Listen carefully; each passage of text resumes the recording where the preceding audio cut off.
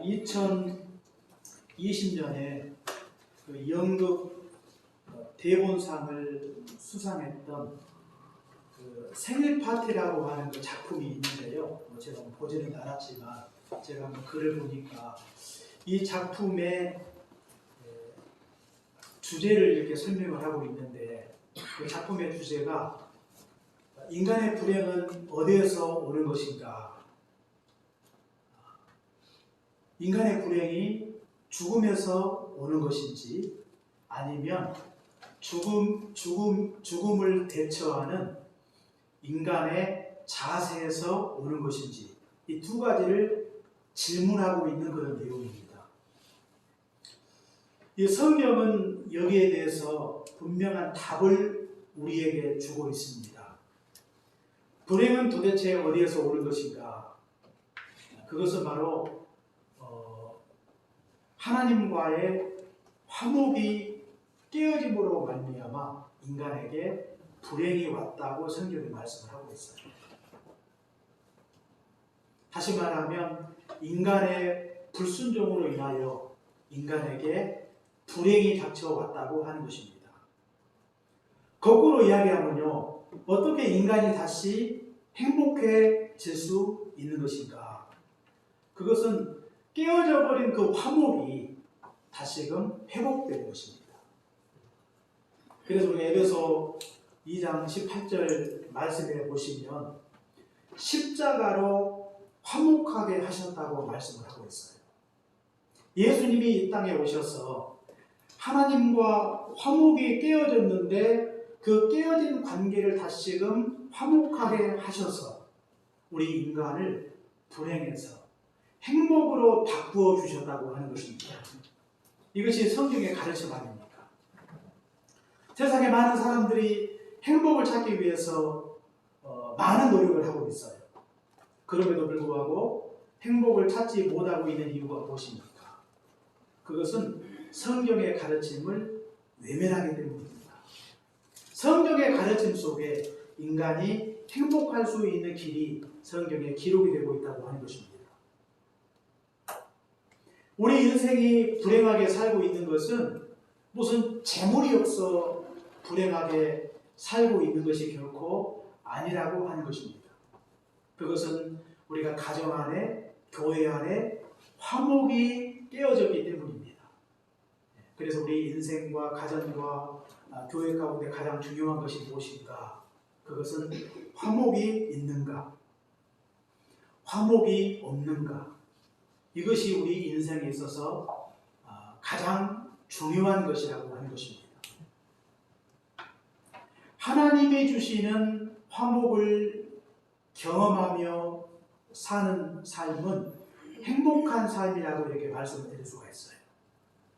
그렇다면 우리 인생에 있어서 화목이 얼마나 중요한 것인가?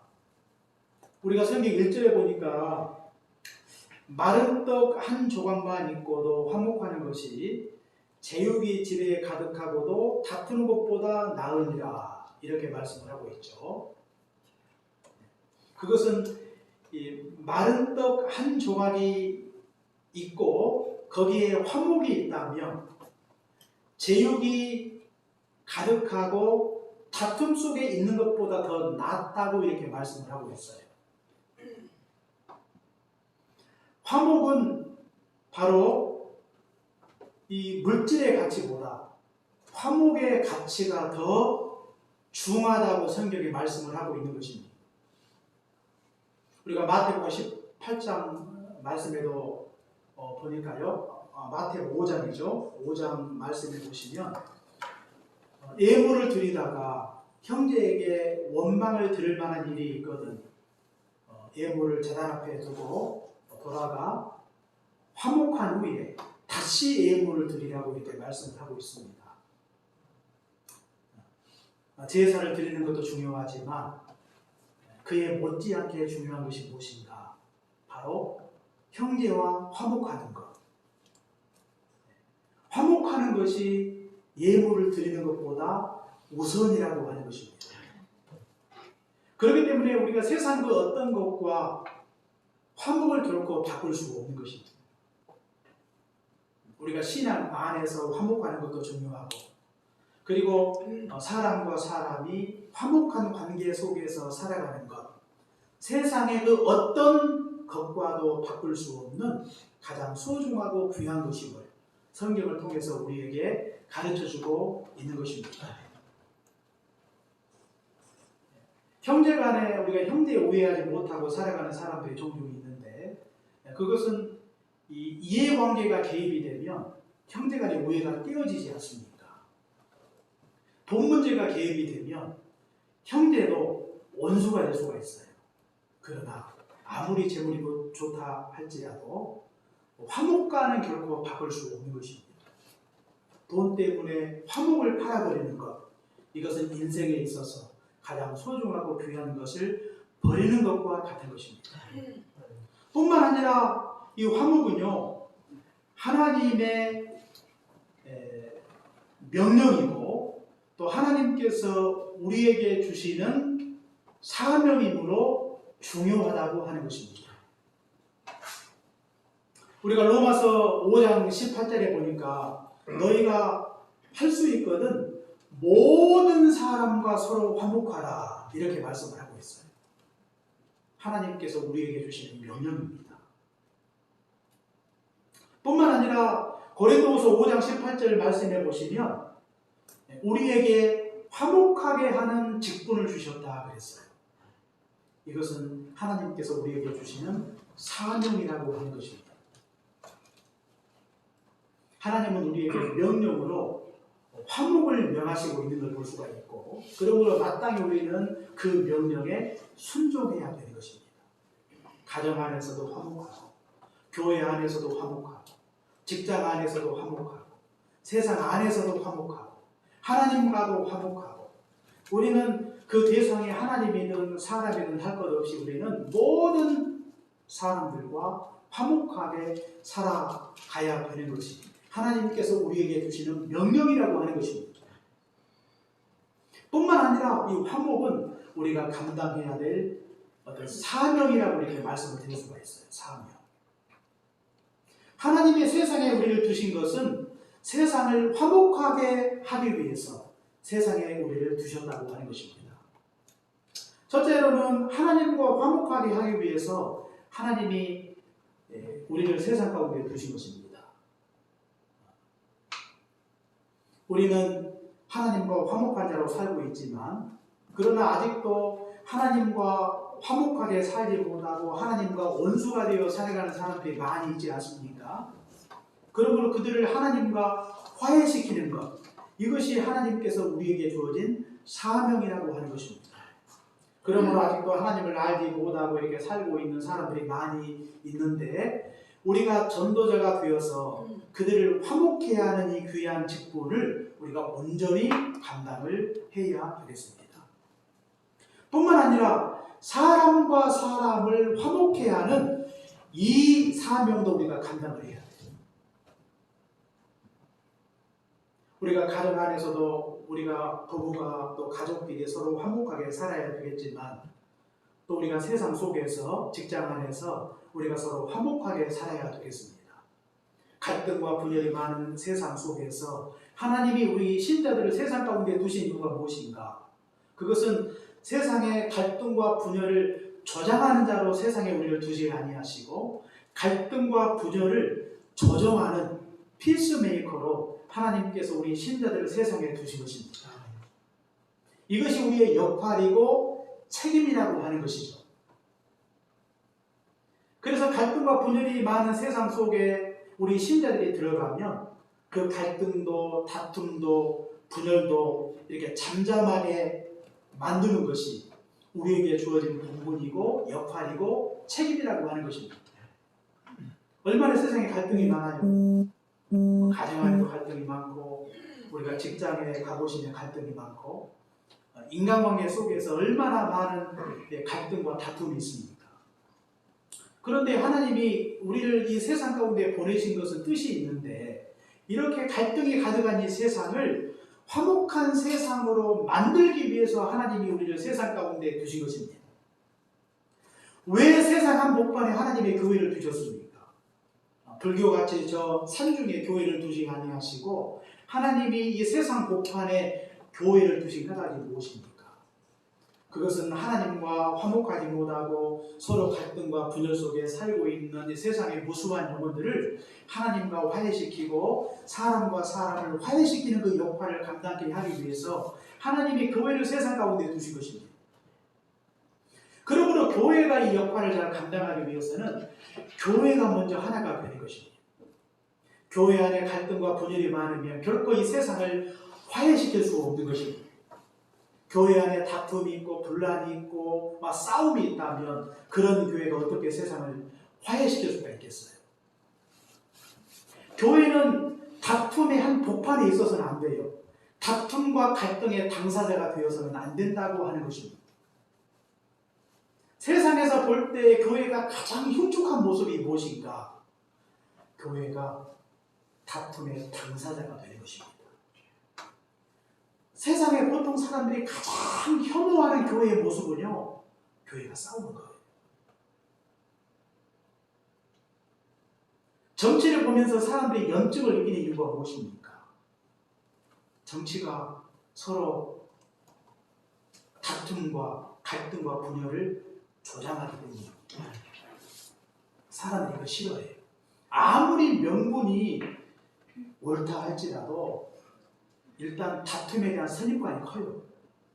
그런데 그 다툼의 당사자가 교회라면 그 교회는 세상 속에서 화목해야 하는 직분을 온전히 감당할 수 없는 것입니다. 교회가요, 어떤 정치 논리에 빠져 진영의 논리에 빠져서 한쪽 편에 서서 다른 쪽과 이렇게 싸우면 안 돼요. 교회는 한참 동안 어떤 교회는 그냥 갈등이 한 복판에 들어가지 않았어요. 한쪽 진영에 서서 정치적으로 한쪽 주장을 하면서 마치 교회가 세상의 이익 집단처럼 이렇게 변해버린 그런 모습을 보면서 세상에 많은 사람들이 교회를 욕하고 교회를 정죄하고 교회를 비판하지 않았습니까? 교회는 갈등을 조장하는 그런 집단이 아니에요. 갈등과 분열이 많은 이 세상을 화해시키는 것. 이 일을 위해서 하나님이 교회를 이 땅에 두신 것입니다. 그렇기 때문에 교회는 철저하게 주 안에서 하나가 되어야 되는 것입니다. 가정 안에서 부부가 서로 하나가 되지 못하고 가족들이 하나가 되지 못하면 우리가 세상을 결코 화해시킬 수가 없는 것입니다. 부부간에 계속 싸우고 형제끼리 싸우고 부모와 자식이 싸우고 편을 가르고 그런 가정이 된다면 하나님께서 우리에게 맡기신 이 미션을 우리가 온전히 수행할 수가 없는 것입니다. 교회 가정 안에 교회 가운데 하나됨의 기쁨이 있고 하나됨의 감동이 있고 하나됨의 은혜가 있을 때 그런 가정과 교회를 통해 우리는 세상 가운데 주어진 본분을 온전히 감당할 수 있는 것입니다. 그런데 안타까운 것은 우리가 한국교회 현실을 바라볼 때 교회 안에 이 갈등과 분열과 다툼으로 인하여 교회가 분열하고 서로 시기하고 질투 가운데 있는 교회들이 얼마나 많은지 몰라요. 교회가 불행하죠. 그 중심에는 참 행복이 없는 것입니다. 행복은요, 화목해서 오는 것입니다. 화목. 교회 생활도 우리가 어떻게 즐겁고 기쁘게 감사하게 행복하게 교회 생활을 감당할 수가 있습니까? 그것은 교회가 하나가 되어질 때 서로 화목할 때 교회 생활이 기쁨이 있어요. 가정도 그렇지 않아요?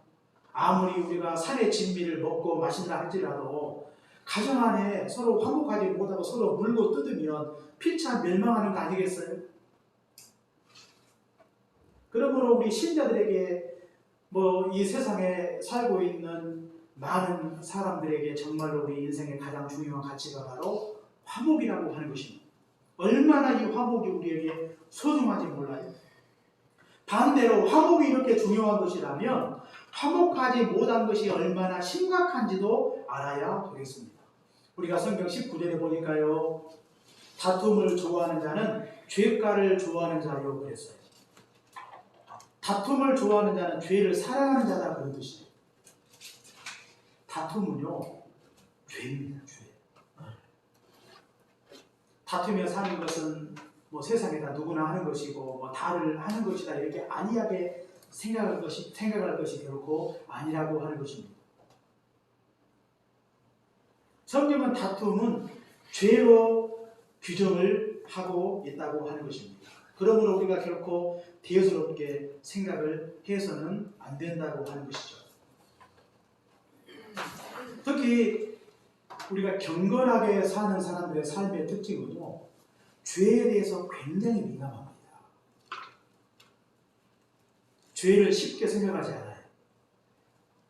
마찬가지로 우리가 다툼을 어떤 관점으로 이해를 해야 되겠는가? 그것은 인간의 삶 속에 그냥 흔히 있을 수 있고 누구나 이렇게 다투며 사는 것이 삶의 모습이라고 이렇게 우리가 쉽게 이야기할 수 있는 것이 아니라 이 다툼은 이 죄악 중에 매우 심각한 죄라는 것. 그렇게 우리가 죄를 결코 가볍게 다툼을 가볍게 생각을 해서는 안 된다고 하는 것입니다. 뿐만 아니라 이 화목하지 못하고 다투는 것을 우리가 성경 14절에 보시면요. 우리 같이 한번 읽겠습니다. 자, 시작. 다투는 시작은 누에서 우리 셋에서 같은즉 싸움이 일어나기 전에 시비를 그칠 것이다. 아멘. 다투는 시작은 둑에서 물이 새는 것이다 그랬습니다. 그러니까 둑에서 물이 새면 계속해서 그것을 방치하면 나중에는 둑이 터지죠. 둑이 무너지면 둑 아래에 있는 모든 마을은 물에 잠기는 것입니다. 파멸로 가는 것입니다. 마치 다툼은요, 둑에서 물이 새는 것과 같은 거예요.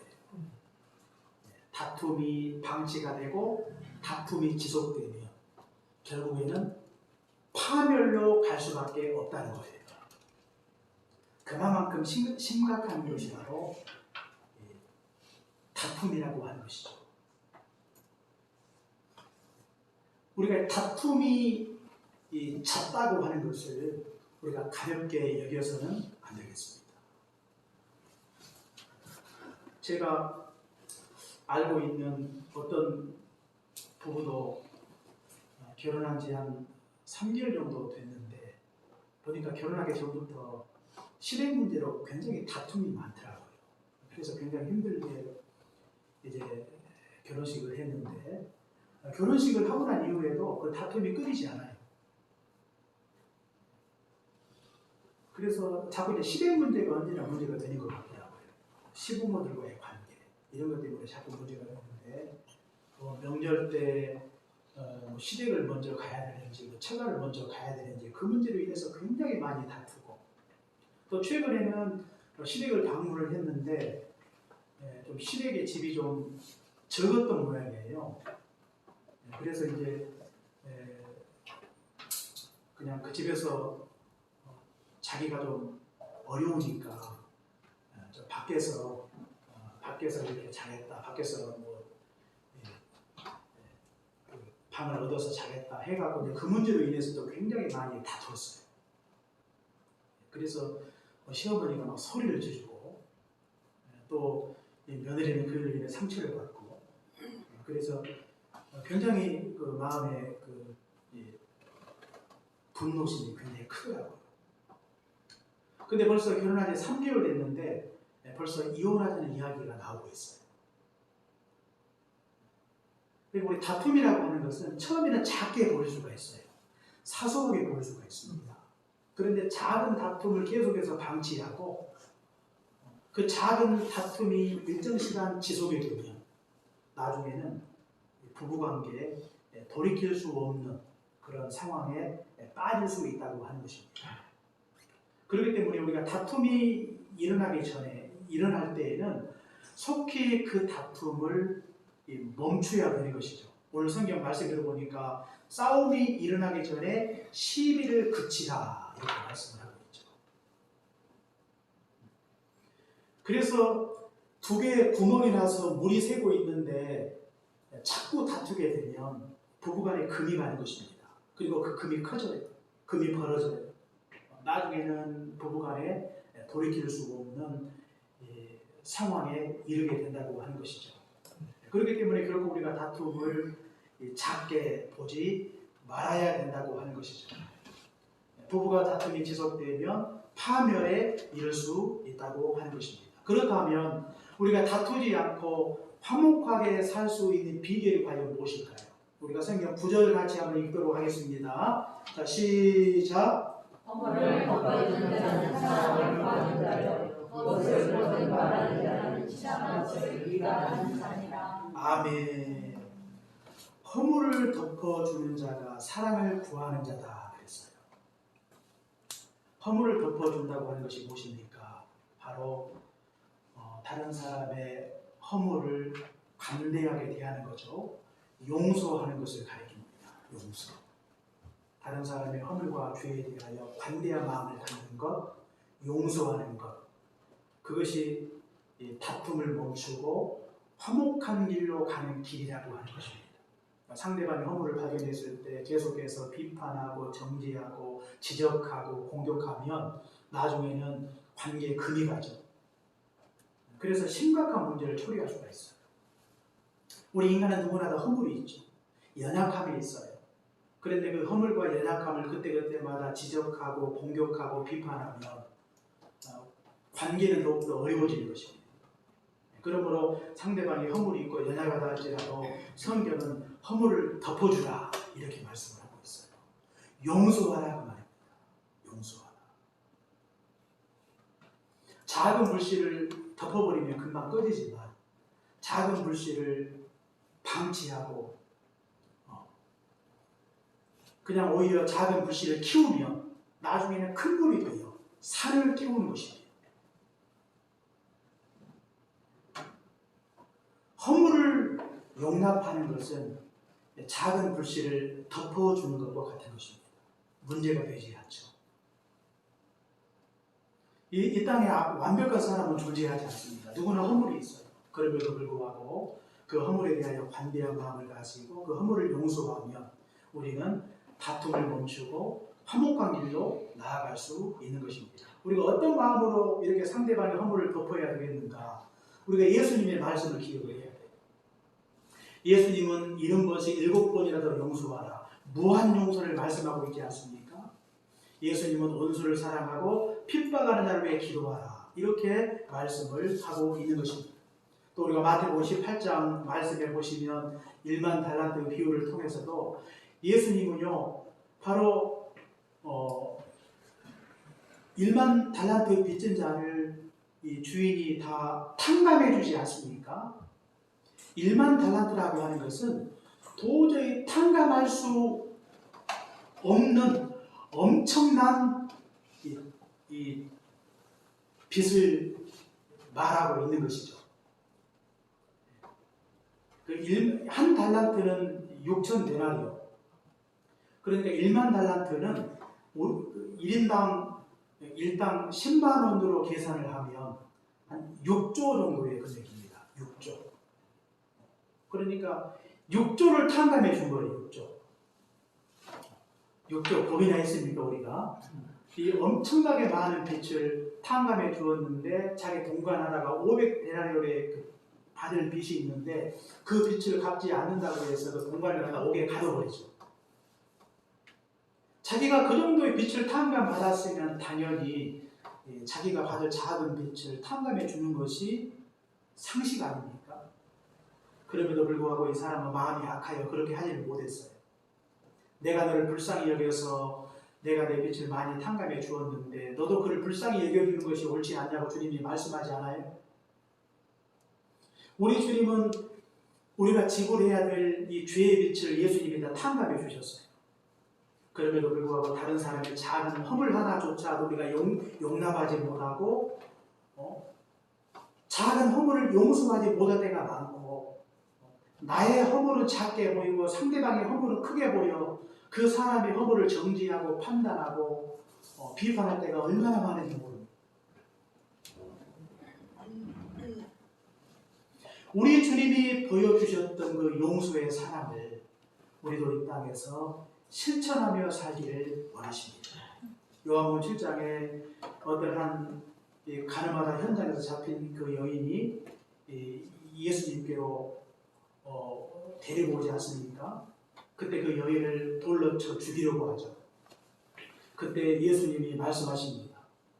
너희 중에 죄 없는 자가 먼저 돌로 치라. 그 말씀을 듣고 난 이후에 그 말씀을 듣고 돌로 여인을 쳐서 죽이려 했던 자들이 양심의 가책을 느끼고 다 뿔뿔이 흩어지죠. 그때 예수님이 말씀하십니다. 나도 너희 죄를 정죄치 아니하노니 다시는 죄를 지지 말라. 이렇게 주님께서 말씀을 하고 있어요. 명백한 죄인임에도 불구하고 예수님은 그 여인을 용납하고 계시는 것을 볼 수가 있어요. 예수님이 십자가에서 달려 죽으실 때 자기를 십자가에 넘겨준 자들에 대하여 예수님은 진노하지 아니하시고 그들을 저주하지 아니하시고 오히려 그들을 위해 기도하십니다. 주여 저들이 하는 것을 알지 못하니이다. 저들의 죄를 용서하여 주옵소서. 예수님이 자기를 십자가에 못 박는 자를 위해 예수님이 간절히 기도드리고 있는 걸 볼 수가 있습니다. 예수님은요 용서에 인색하지 않았어요. 그 용서의 절정이 십자가 아닙니까? 용서받을 수 없는 죄인, 용납할 수 없는 죄인, 마땅한 죄인이라 할지라도 예수님은 그 모든 죄인들을 용납해 주신 것입니다.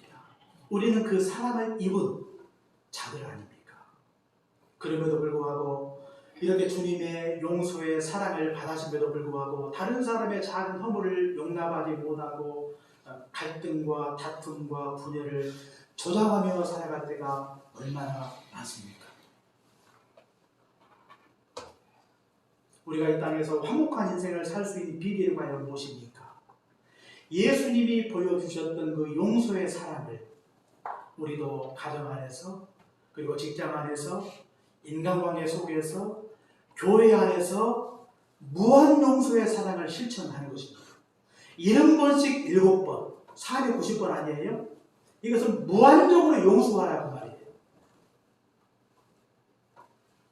우리 안에도 허물이 많고 우리 주님이 우리에게 용서의 은혜를 베풀어 주신 만큼 그 사랑을 입은 자로 마땅히 그들을 용납하는 것이 옳은 것이 아니냐고 주님께서 오늘 우리에게 말씀하고 있는 것입니다. 이 말씀을 항상 우리 마음속에 깊이 새기시고 우리 가정 안에서 한없이 용납하십시오. 우리가 직장 안에서 용서할 수 없는 자를 용서하십시오. 이것은 하나님께서 우리에게 주시는 명령이고 하나님께서 우리에게 주시는 사명입니다. 화목하게 하는 직분을 우리에게 주신 것입니다. 우리는 이 땅에서 트러블 메이커로 사는 자가 아니라 피스 메이커로 사는 사람들이에요. 그래서 갈등이 많은 곳에 신자들이 들어가면 갈등은 어느 순간 사라지고 화목한 공동체로 바뀌게 만드는 그 역할을 감당하게 하기 위해서 하나님이 우리를 이 험한 세상 가운데 두신 것입니다. 우리가 세상을 이야기할 때 이 세상은 갈등과 다툼과 전쟁과 분쟁이 많은 것이라고 이야기하죠. 그런 세상인 줄 모르고 주님이 우리를 세상 가운데 버리신 게 아니에요. 우리에게 감당해야 될 사명이 있으므로 그곳에 우리를 두신 것입니다. 그 사명이 무엇입니까? 화목이라고 하는 것입니다. 그것을 잘 감당했을 때 하나님께서 우리를 행복한 가정으로, 행복한 직장으로, 행복한 교회로 만들어 주실 것입니다. 이 같은 은혜와 축복이 여러분의 삶 속에 가득하시기를 주의 이름으로 축원합니다. 기도하겠습니다. 사랑의 은혜 감사합니다. 우리 인간의 불행은 화목이 깨어지는 것으로부터 시작을 했고 인간의 행복은 깨어진 화목이 다시 회복되는 것으로부터 시작이 된다는 사실을 다시 한번 깨닫게 하시니 감사합니다.